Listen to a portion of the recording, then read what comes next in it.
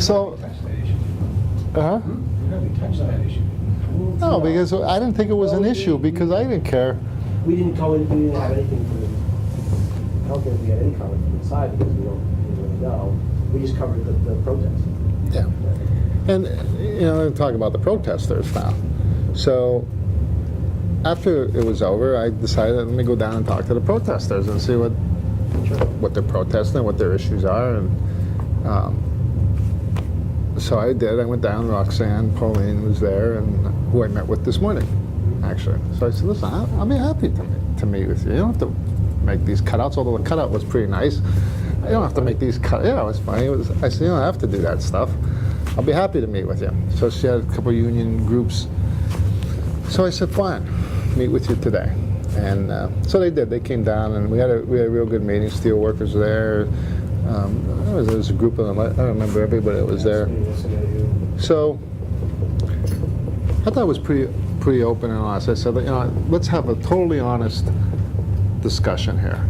If it's political, and that's what the motivation is behind these protests, then I got a problem, if that's what the purpose is. But if it's sincere, then I'm going to be sincere with you. How could you blame somebody who's there 8 months for where are the jobs? Where have you protested other elected officials who have been there since the unemployment's been over 9% for 25 of the last 27 months? Have you protested anybody else? Have you gone to see anybody else?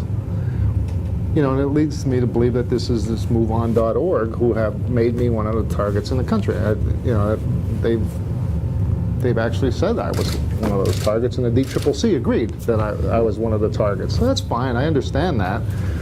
But I didn't want them to portray themselves as truly protesting where are the jobs if they're not being honest about it, and protest everybody else that's in office too. They should ask Toomey and Casey and everyone else where are the jobs.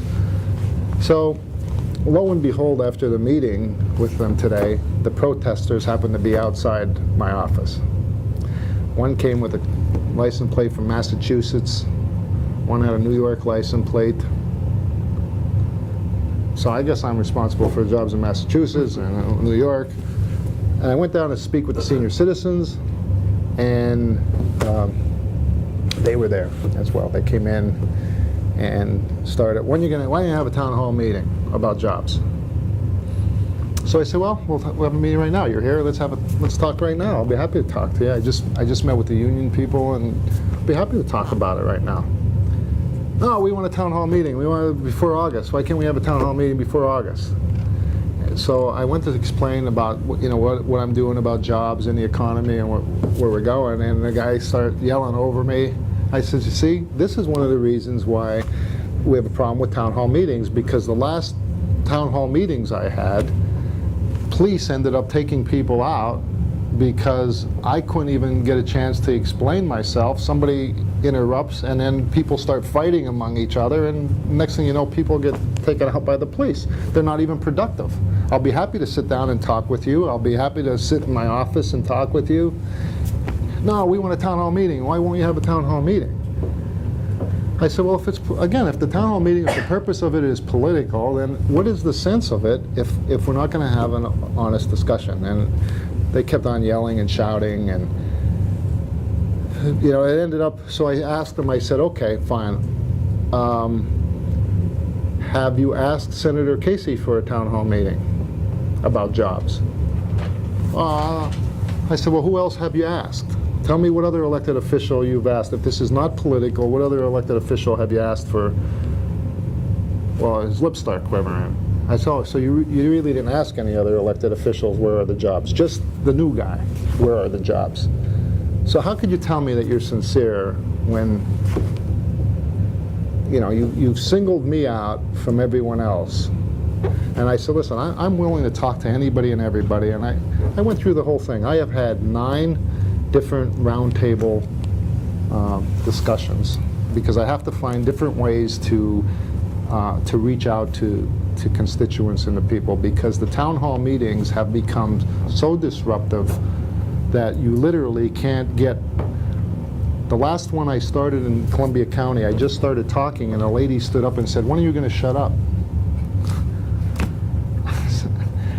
And then another lady got up and started saying, "You lie," and then somebody in the audience told her to be quiet, and then next thing you know, so I've had to try to find different ways to reach out to constituents. I've had 9 different roundtable discussions.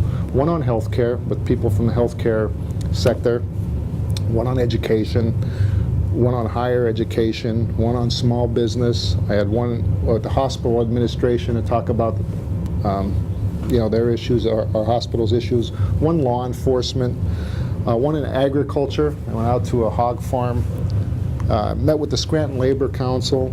I had a pharmaceutical roundtable discussion meeting where I think there were about a dozen pharmacists. I had a gang awareness seminar where I brought gang experts in, an open meeting. I had one field hearing where I brought the chairman of the Education and Workforce in. We had one listening session with the chairman of the Transportation and Infrastructure. We had that in Scranton. I met with the seniors today. This is in 8 months, I think I've reached out and continue to reach out to the constituents as much as any representative we've had here in a short amount of time.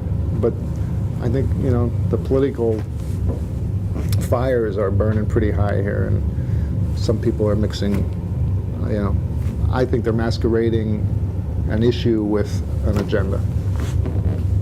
Before we go any further, you called the meeting. What was your point? My point of the meeting was to have an open, again, like roundtable meeting to, rather than wait till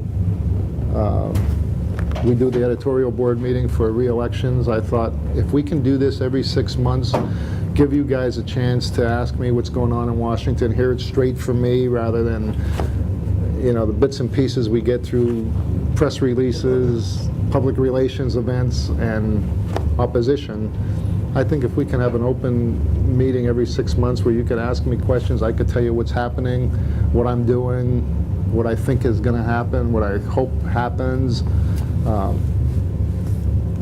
I think having that discussion, basically, since I'm having these roundtable meetings with different sectors, why should media and newspapers be left out? I'm sure besides the politics, I'm sure there are issues affecting your industry as well that, that I should know or maybe, might not know.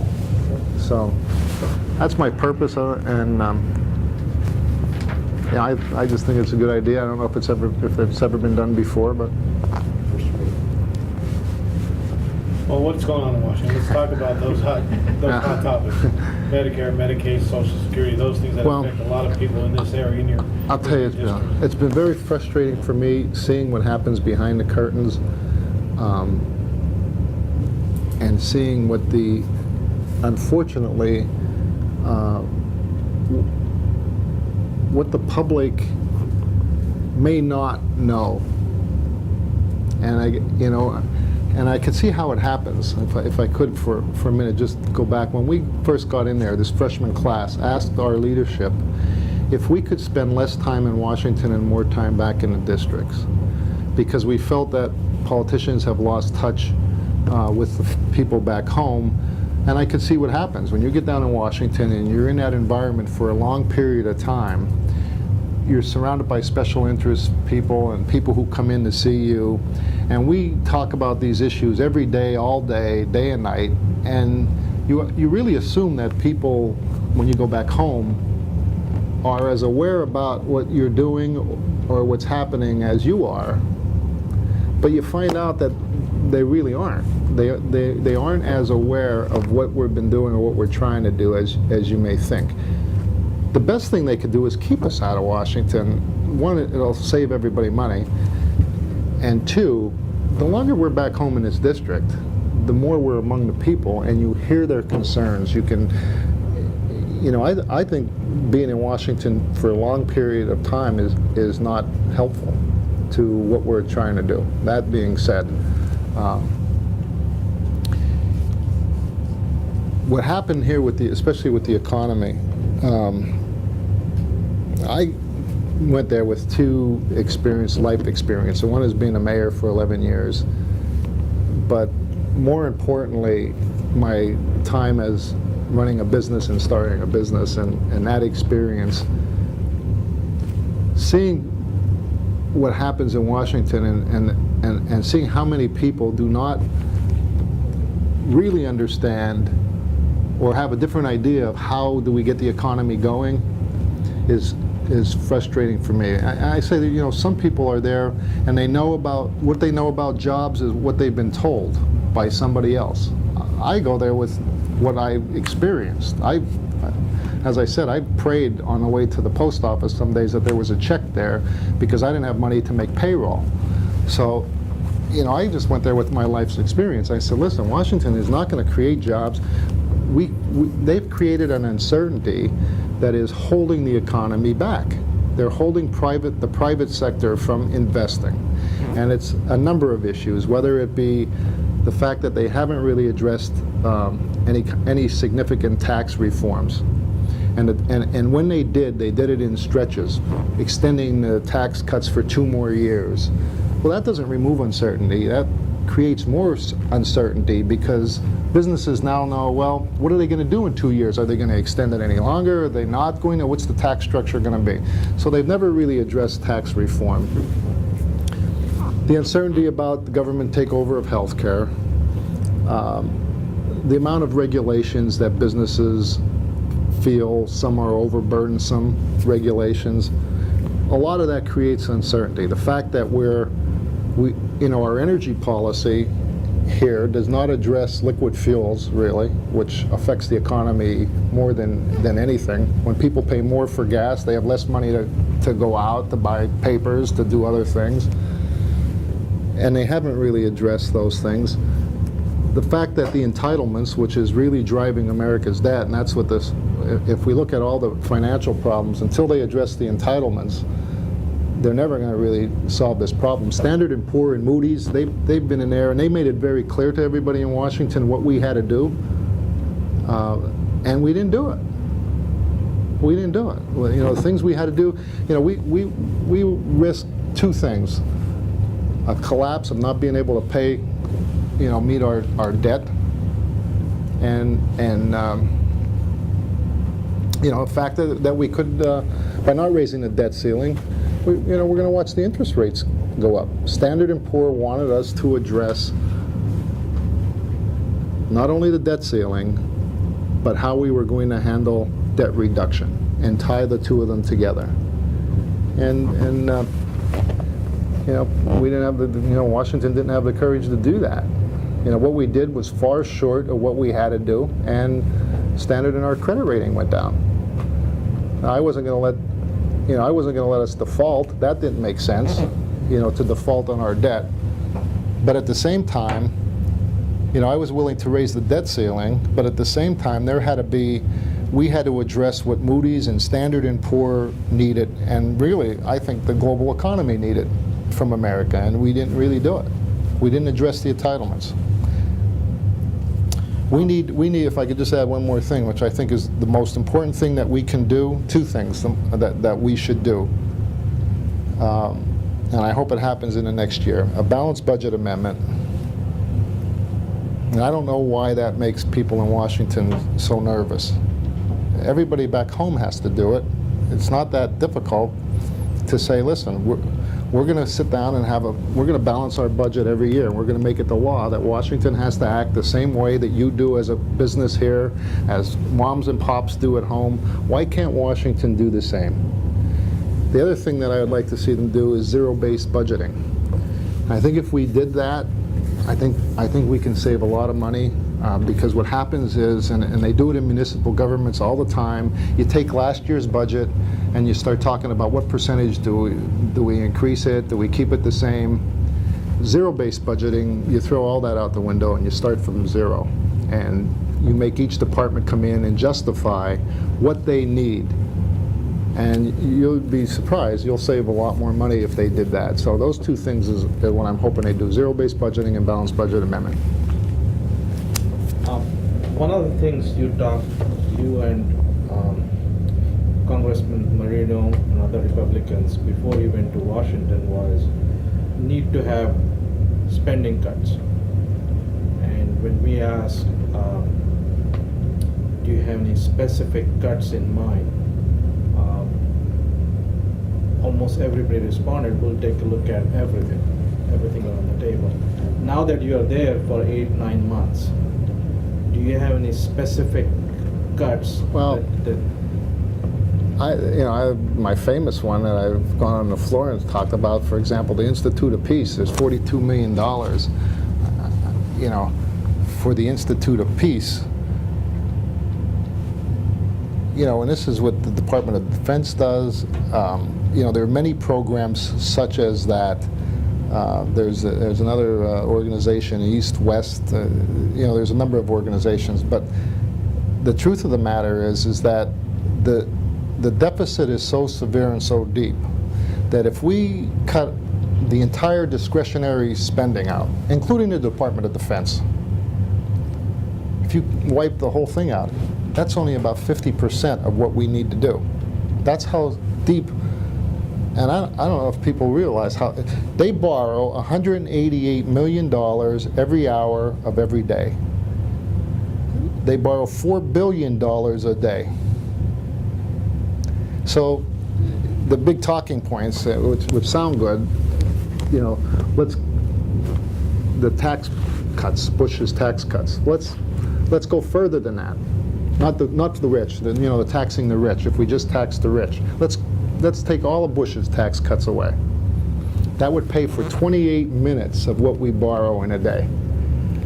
Corporate jets, taxing corporate jets, 12 seconds of what we borrow in a day. Subsidies to oil companies. How are you doing your math? How am I doing You're it? saying That cut it, we'll pay for 12 seconds a day over the 188 over the 100. You're talking about you cut it for that much for this year. Right. You're Right. saving that much for Right. that. Okay. Right. So it would total a total of 1/2 hour of what we borrow every day. That's how deep this hole is. And if you look at how do we get out of this mess? Then what's the answer? It is the entitlements. The entitlements is what's driving this country's debt. 10,000 people retire every day. We don't have enough people paying in Medicare. We don't have enough people paying in to cover what's coming out. People are living longer. So the main drivers of our debt are Social Security, Medicare, and Medicaid. So unless we try to reform them in some way, we can cut all of this discretionary spending. Not that we shouldn't cut some of this stuff out. I'm not saying we shouldn't. I'm just saying that that's not going to solve our problems. And nobody really, who wants to tackle entitlement reform? Who wants to do that? That's why we have this problem today, is because politicians in Washington, they don't want to have to address that. Who wants to go home and try to explain, the mess that we have here? And then you get the politics thrown into this, where they start scaring seniors to say, well, he's going to end Medicare. I'm not going to end Medicare. Medicare is going to end on its own. I'm not going to end Medicare. But the plan I voted for wouldn't touch senior citizens. Anyone over 55, and I'm sure you know this, anyone over 55, nothing changes. So why scare the seniors? It is what it is. I'm 54. Well, sorry about Can I interrupt? One of my problems with the balanced budget argument, Yeah. you guys have majority in Congress right now. At least No, in the House. in the House. The majority of you voted for the balanced budget amendment. Right. Why not just take that majority, craft the balanced budget for next year, Mhm. present it to everybody and say, this is what we think we should do? Why go for an amendment? You guys have it. Put it out there and let people decide. Well, because that won't, How does a balanced budget Well, amendment because work? that's- You can't do it now. because it's not going to satisfy nobody who believes that they're ever going to learn a lesson, and they're not going to just get us right back to where we are again. And what kind of message does that send the credit rating agencies that we're not committed to balancing our budget every year? And why shouldn't we? If you can't, But why not do it right now? Why not propose it right now? well, we did. Did you propose? No, I'm talking this upcoming year. We did, and we Propose a sitting. balanced budget for the coming year. We did in cut, cap, and balance. Yes, we did. And this is my. I mean, did it say where everything was going to be cut? We can actually look and see where each item was going to be cut. We cut. It cuts cut, cap, and balance cut $111 billion out of next year. Then it capped Does it say- spending. Does it say where? Well, it doesn't say. I want a line-by-line budget that we can look at and say, this is where you would balance the budget next year. No, it doesn't do that. No? Well, but If you said you want zero-based budgeting, Right. wouldn't that be in that direction? well, it would, and I'd be willing to do that if you can get the Senate to even pass a budget. They haven't passed the budget in 800 Yeah. days. You know, so the 2012 budget that we passed was specific. That's sitting over in the Senate. They wouldn't do anything with that. So then we passed cut, cap, and balance, where we said, okay, let's put a framework. Let's start before you start, because let me tell you what happens. If you go in there with a specific budget, that's going nowhere in Washington. I could tell you, because they'll make such a political thing. He wants to cut. They want to cut grandmom's. You know, you can describe what they're going to do. So let's start with a framework. Let's just say, okay, and then let's pass that, and then from there we can get down into the specifics of how we get to those numbers. But I don't think you're ever getting anything passed in Washington with coming in with something. You can't get a framework past these people. I think this is a frustration I hear from a lot of people, that they're frustrated with people in Washington because no matter which side it is, it seems that there's this politics back and forth. You're complaining about the town hall meeting issue where it becomes politicized. That was somewhat of your issue for your predecessor, where he was getting gotcha'd there, so he stopped doing it and he called these kinds of meetings town hall meetings. And you mentioned the scare tactics. Well, death panels was a scare tactic. Well, So, listen. but it goes back and forth, and I think that's why people. You're out here among the people, and Yeah. that's what I hear from people, that they're frustrated with everybody. Yeah. They don't care which side. They're frustrated. Well, you know, as far as the death panels and what's happened again, you know, I have a starting point, and that's what I told the people today. Listen, this wasn't caused by just Democrats. This was caused by Democrats and Republicans for decades of not watching what they're spending. I didn't cause any of this. The death panels, I wasn't there. I wasn't in here proposing any of that stuff. So I'm not going to defend people in my party. I'm not going to blame people of the other party. I'm just saying that both parties have created a mess. I'm there to try to fix it. And I went on the floor. You can go on, you don't need to, but take my word. I went on the floor and I scolded both sides. I said, we're not Republicans, we're not Democrats, we're Americans, for goodness sakes. Let's do what's right for America and put our parties aside. And I've done that. I have not voted party line. I voted my conscience and what I thought was right. And I'm going to continue to do that. I'm not there for my party, I'm there for the people, and that's what I'm going to do. I'm just telling you what my business experience is, which is more than some of these other people who have been there who don't have any business experience. And all they know about creating a job is what somebody told them. I did create a job, and I'm just using my experience to what I know. And you know, I'm not afraid. That's why I believe cut, cap, and balance was the right thing. We would not have dropped our credit rating. I believe our 2012 budget, I believe that was the right thing. Is it perfect? No. But if somebody has a better idea, give it to me. That's my answer. And the fact is that the House has passed things, whether people like it or not. We didn't have to tackle a 2012 budget. We could have just sat back and said, let the party in charge figure it out. But we have, and then it goes to the Senate, and they don't even vote on it. They don't even vote on it. It sits there. They haven't passed the budget in 800 days. They haven't brought our budget up and defeated it. Cut, cap, and balance, they didn't even bring it up to a vote. So how can you get something done? I went down to the White House and I asked, there was a group of freshmen, there was about 20 of us. We sent a letter to the president and we asked him to please give us your plan. I'm not saying I would be against it, but give us something to work on. Let's put politics aside and give us something to work on. And what we got was a speech, and you can't score a speech. You can't take a speech and say, well, there's good ideas, but it's not, you know, Washington they are so far apart that it's very difficult and very frustrating when you're trying to get something accomplished. Congressman, on page 1 today, we had a good economic analysis by the Associated Press on Social Security, when the disability money will run out, when the retirement money will run out. If if you had your druthers as a former employer as well as a congressman, how would you approach that issue? What is the right way to shore up enough money or reduce the programs or a combination to make that program soluble? Well, the first thing that we have to do and should do is get the economy, get more people working, because you get more people working, there's more people paying into the program. You know, that's the first thing, especially when the economy is dragging as it is now. That's part of the problem with the disability portion. There's so many people who are out of work and so many people who are disabled who have lost their jobs that are now collecting. So the first thing we need to do is get the economy going. And you know, we need to overhaul our entire financial situation in Washington. I mean, Social Security is not the only program. You got Medicare is the same thing. In 10 years, Medicare is going to be broke. So we did have a plan to address Medicare. Our plan did not address Social Security, but it did address Medicare.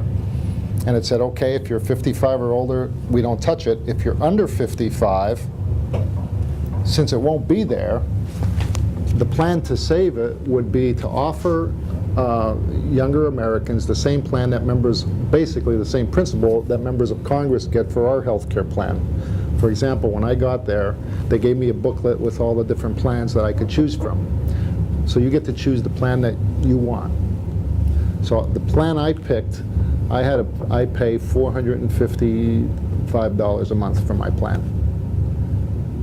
That's because that's the plan I wanted. If I wanted to pay less, I could have picked a different plan. Using that same principle for younger Americans, we would save Medicare, and the trajectory of our debt would start to go down. That over time, you know, we're what, $14.5 trillion in debt. Over time, we would pay back our debt, and the country, again, I believe the economy would get going again. We don't even get a vote on it. It passed the House and it sits over in the Senate, and we didn't even vote on it. So, What percentage of your income is that insurance paying? I don't know.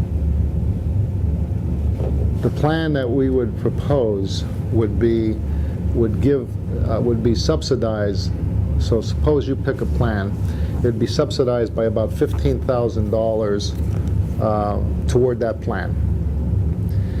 If you are a lower income American, the government would give you more money toward the plan. If you were a higher income individual, they would give you less money because you could afford to pay more.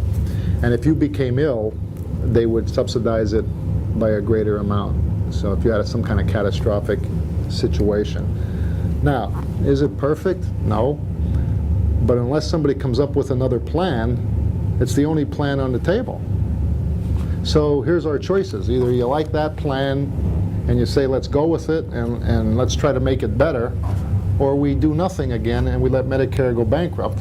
And that didn't make sense to me to do that either. I mean, doing nothing doesn't make sense over taking something, and what you don't like about it, let's try to fix it. Let's try to make it better. We have about 5 minutes left. There was a story we had about 2 weeks ago, I'm sure your office saw it, where 1 out of 4 people are having problems putting food on the table in your congressional district. And the study broke it down by congressional districts. Right. I think yours was the 3rd or 4th highest in the state, in the top tier anyway. As a congressman, how do you react to that, and what role should government play in easing people's plight, putting the food on the table? Yeah, it's very sad. I mean, when you combine what our homelessness is, how many people are, can't afford food, and then you see all the waste, fraud, and abuse that's going on in this country, where people are frauding the system, and then you have people who actually need the help not getting what they need. That's where we need to reform these programs. The best thing that we could do for those people is try to get them back to work again. And it's really the answer to everything if you think about it. We could continue to help people, but the best help you can give them is to let them help themselves through work.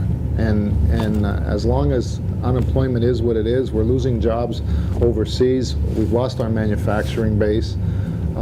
Nobody's starting up any businesses right now. Everybody's cutting back, even businesses that are not hurting. I've talked to you know, some people who said we're just not going to do anything because we don't know what's going to happen with the economy. So the best thing that we could do for everybody, whether it's the housing industry, you know, is put people back to work again. You know, one of the things I talked about that I wish they would have done with the stimulus money, for example, I don't think they used the stimulus money properly. One of the things they could have did, and I just used my example at City Hall, the windows in the mayor's office, I get snow in the window during the wintertime. It's one of the most energy inefficient buildings probably in Luzerne County. We didn't have money to be able to do it all. And I talked to the Secretary of Energy when I was first elected, and I said, you know, why don't you guys think about every federal building, every government-owned building that is not energy efficient, whether it be state, local, federal, and do an analysis, make sure that we can do something, and then use the stimulus money to make these the most green, energy efficient buildings in the country. Just think of all the tradespeople you would put to work, whether it be roof, windows, carpentry, whatever it is, heating, electrical. So you'd immediately put people to work, and at the same time, when it was over, the taxpayers would get the money back because these buildings would be so energy efficient. The cost, it would be an investment, and you'd put people right back to work again. You know, so there's some of the things that you know I wish we can do. I think that's, you know, some of the ways that we could stimulate the economy. But the best way is to get the private sector to invest again and build businesses, and you know, there'll be sustaining jobs when a private business. I said you can't be for jobs and hate business. You just can't. It's like saying you like eggs but hate the chicken.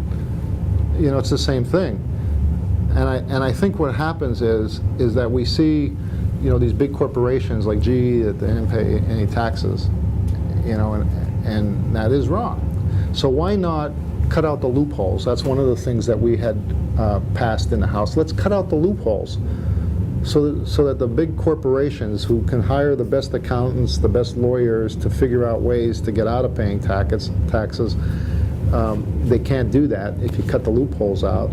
But make America more competitive, because we're competing with China and India for jobs when we have the highest business taxes in the world. We have more regulations than they do. You know, so why would these companies stay here when they can go over there? And let's face it, the products made in these countries are not the same quality of the products that we can make in America. But they're making them cheaper because they're paying less wages, they have less regulations, and their taxes are lower. So we have to find a way to compete with these countries. I believe our trade agreements, I think America's gotten the short end of most of these trade agreements. I don't think they've benefited our country and Americans.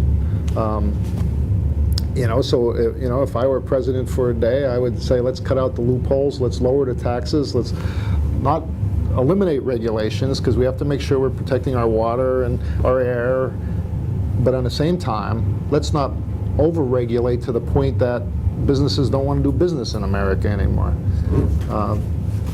You know, I think it would take in more money. I think you know, would get the economy going again and put people to work, and that's the best thing we could do for people who are hungry, is try to get them a job. Do we have time for one more quick question? Yeah, we do. Sure we do. Sure, we got time. We're a politically charged Luzerne County, Yeah. and you have a Democrat who announces 5 months into your first term that he's going to run. What do you make of that? And two, how serious do you take that type of challenge? Well, yeah, I can't criticize anybody that wants to hold office, that wants to run for office. Anybody that puts their name on a ballot, I know what it's like. It's not an easy thing to do. It's a big family commitment. You know, and I'm sure it was a big decision for him, and I applaud him for having the courage to do that. You know, it's a great thing to run for office and have the, you know, the responsibility and the privilege that people give you But on the other hand, I really believe that it's not going to be so much the person that runs against me, it's going to be the job that I do. I think that's what people are, at the end of the day, that's what they're going to look at. Did he work hard? Did he try? Did he do a good job? And if I do that, if I work hard, if I do a good job, if people know that I'm going to go to Washington and fight for them and not my party, not any party, that's what they're going to judge, not who's running against me. I think it depends on the job that I do. Should we expect you to seek a second term? Seek a second term? Yes. Yeah, I think it's going to take a while to get this country fixed. I do. I think it's going to take a while. I think, the ills of Washington have been decades of the way they do business. We have changed the culture in Washington. We might be the minority, this freshman class, but we have changed the culture. And that part I am proud of, because it's like turning a big ship around. It takes a long time to get it turned. When we first got there and we said, you've got to stop spending, you can't spend money you don't have. If you remember the President's State of the Union speech, he said, we're going to freeze spending at these levels for the next 5 years, and everybody applauded. And we said, that's freezing spending. We've had record spending for how long? So you're going to freeze record spending for the next 5 years. If we listened to that and we didn't insist that you cut spending, where would we be today with our credit rating? What would happen with our debt today if we didn't? I mean, not only our economy, the economy of the world would have been affected. We have everybody talking about getting our spending back in line, including the president. He did a mulligan on his budget. He did a redo and came back, and even he's talking about cutting spending now. We forced that issue, and we're going to force Washington not spending taxpayers' money that it doesn't have. And just by changing the culture is the start. We've got a long, long way to go until we get things going again. But I talked about my little grandson, and what kind of opportunity would that generation have if we don't change the way Washington does business? It can't be business as usual, and hard habits die hard. So I think we have to keep plugging. I think we have to keep pushing for issues like balanced budget amendments, for the way we do our budgets, for cutting out the waste, fraud, and abuse. We had that kid in Beaver Meadows, for example, that was arrested by the Beaver Meadows. You guys ran the story. Chief of police, he was arrested for speeding. He admitted that he was in the country illegally for 6 years. He had 2 public benefit access cards. They let him go. Now, how can you justify cutting low-income heating assistance for the elderly? And here's a case right before you where a guy is committing fraud, and they let him go. That whole scenario made no sense. They could have held him on 2 or 3 different. Exactly, and he had committed a crime. I mean, but I guess the point is how do you come back here and tell seniors you're not going to get a Social Security cost of living increase for a 3rd year in a row, although cost of energy has gone up. But at the same time, you see people who have multiple access cards, who are frauding our system, and we're not doing anything about it. And I think we have to start with the basics, and let's cut out the waste, the fraud, the abuse, and let's see where that gets us, and cut out the programs that are being duplicated. You wouldn't do it here. You wouldn't have 2 sports departments. You wouldn't do it here. Why should Washington do it? Why can't you take the basic business principles that you know and use them in Washington? I understand not everything can work exactly like a business. I understand that. But if you take the basic business principles that we learned in business and applied them to Washington, we would be in a lot less trouble than we are in right now. When you, this is a different issue, when you announced the $3 million grant to Pittston, it seemed like you were kind of taking credit for that, saying you called the governor. Well, let me finish. It was a state grant. And when I looked into it, it was a grant that was awarded by the Reagan administration last year in October, November. It was just held up. It sounds like it was on technicality because they had dotted all the i's. Do you feel that Well, I guess deserve I credit had. for that? I think everybody deserve credit for it. I think everybody that You did that played say, I want to credit Governor Ridge and Rendell, I'm sorry. Yeah. Well, you know, it's the part of RCAP money is getting it released. It's not getting appropriated; it's getting it released. You know, I've had money in the RCAP for the Markle building. I had money in RCAP for the intermodal. Getting something on that is not as difficult as getting the governor, whether it be Rendell or Corbett, to release it. You know, I believe I help by being a pain in the back, calling, telling them how important it is as a mayor.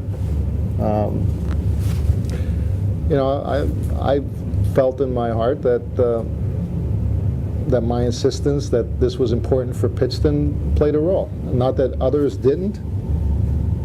I believe they you know, there were a lot of people that played a role in it. I'm sure Senator Yudichak deserves credit, and Representative Carroll deserves credit, and Mike Lombardo, and the mayor of Pittston, and people who had the foresight for the project. They all deserve credit as well.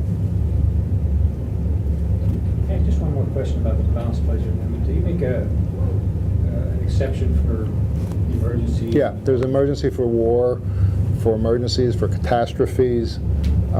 You know, gives the president the latitude at those times. How do we compensate for that? Do we force them to pay it off in the future? I don't know. That's a good question. You know, that would have to be addressed on. It's not the fully balanced budget. You can Right. declare emergencies and not pay it back. Right, because you get back into the The same. government loves to declare emergencies when it can. Well, and then when we do have emergencies, they love not to do the right thing by them at the same time, as we saw in Katrina and we saw in other places too. You know, but you know, I think you know, if we get to the balanced budget amendment, and we're going to keep insisting on it, and that's what, you know, this our Budget Control Act that we passed was far short than what the credit agencies wanted or needed.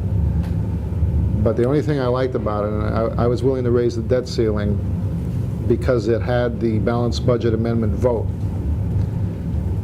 Because now we're going to see, and there's no way they could hide around it. We're going to see how each individual votes on a balanced budget amendment. And they're going to have to stand by that vote. It's not going to be covered with all these other issues. It's yes or no. Do you support Washington passing a balanced budget? 49 states have it. Why shouldn't Washington? What is so hard? Why does that freak people out when you say balanced budget in Washington? Because they love to spend money they don't have. Let's face it. You have children. You go out, you take your children out. Who wants to say no to them? Of course you'd want to give them everything you have, everything they want. But when our parents said, no, you can't have it, and you ask why, they'd say, because we can't afford it. That was the end of it. You can't afford it. And we have a mess here. I mean, this country's at a crossroads right now. And we could very easily go down the same path as Spain and Italy and Greece, and we see people have given up looking for jobs. And how about the people who haven't lost their homes? We see the tax sales of people, all the people who have lost their homes. How about the people who haven't lost their homes, who are barely hanging on? If we see a rise in the interest rates, or this economy drags any longer, you're going to see more people losing their homes. And I don't, honestly, I just think there's not a lot of common sense in some of the things that they do. Government cannot force jobs. Let the private sector create jobs. Let's have a different type of environment. Let's say America's open for business again. Pennsylvania, if I could just close with this, because this I think is very, very important. We have an opportunity. I have all women at home. I don't get to talk very much. So I welcome this. I welcome this opportunity. One more woman in the room next time. That's going to go viral. No, Pennsylvania has a great opportunity. I believe that we can be the next Texas with energy. We have an opportunity between oil and gas. natural gas and coal, clean coal technology, to convert it into liquid fuels, and reduce our dependency on foreign oil. And I believe we can do it without being punitive to the people who are going to create this opportunity. But at the same time, I think there's a balance where we could protect our water, we could have enough regulations, but still, that could be a game changer for Pennsylvania. I think we can, there's enough energy under our feet in Pennsylvania than oil in Saudi Arabia. And if we do this right, we could really get our economy and get people back to work again.